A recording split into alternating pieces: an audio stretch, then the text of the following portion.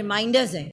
जो हम कर चुके हैं उसके, और ये रिमाइंडर्स देना इसलिए ज़रूरी है कि जो आगे इम्पोर्टेड हुकूमत हमारे ऊपर मुसल्लत की गई है, इनके कान, आँख, नाक सब दिमाग के साथ सब चीज़ें ख़राब हैं, तो ये बहुत जल्दी हर चीज़ भूल जाते हैं। अपने जो इन लोगों के साथ हो चुका है ये वो भी भूल चुके हैं कि कितने इनके पास केसेस हैं या कितना इन लोगों के ऊपर मवाद जमा हुआ है, लंदन से लेके पाकिस्तान और अमेरिका तक हर चीज़ में। तो इन लोगों को रिमाइंड कराना होता है कि तुम क्या हो।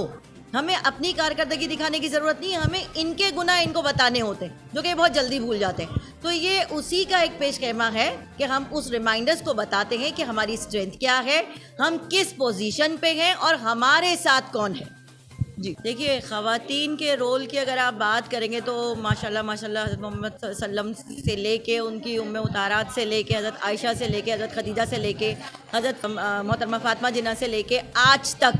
आप ये बता सकते हैं कि ख़वातीन का रोल क्या है। इसमें मुझे बताने की कोई ज़रूरत नहीं है। और आज की ख़वातीन से लेके पहले की ख़वातीन को रोल मॉडल बना के ख़वातीन ने उनसे बेहतर तो नहीं लेकिन उन जैसा कुछ करने की कोशिश करके अपने आप को हर शोबे में मनवा लिया है। उसमें एक पीटीआई भी है कि आप पीटीआई की ख़वातीन को उठा के देख लें कि पीटीआई अगर वुमेन विंग नहीं हो तो मेरे ख्याल से पीटीआई जो है वो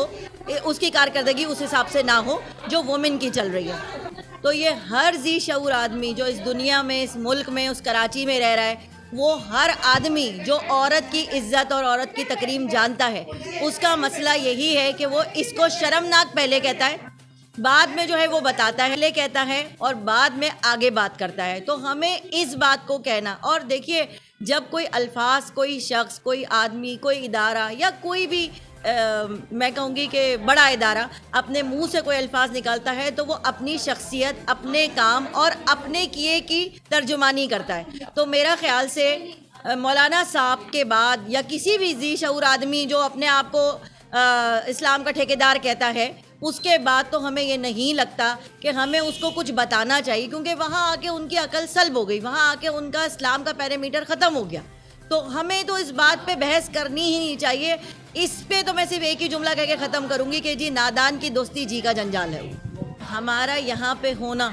हमारा ये इलेक्शंस करना, घरेलू ख़वातीन को निकालना, रोडों पे जाना, ये रैलीज़ निकालना, ये मुल्क बचाओ मुहिम चलाना, इलेक्शन कराओ का मुतालबा करना, ये स्ट्रगल करना, इस दुनिया को, इस मुल्क को, इस खित्ते को बचाने के लिए औरतों का अपना निकलना, मर्दों की बात तो अलग है, वो किस लिए है, वो इन्हीं सिचुएशंस के बाद है ना, इन्हीं सिचुएशंस को देखते हुए है कि हमारे मुल्क में हो क्या रहा है। मेरे अपने बच्चे, मैं अपने बच्चों को लूँ, हमारे बच्चों को लूँ, हमारे बच्चों का मुस्तकबिल कितना ताबनाक हो रहा है, हमें तो कुछ नज़र नहीं आ रहा। मुल्क हमारा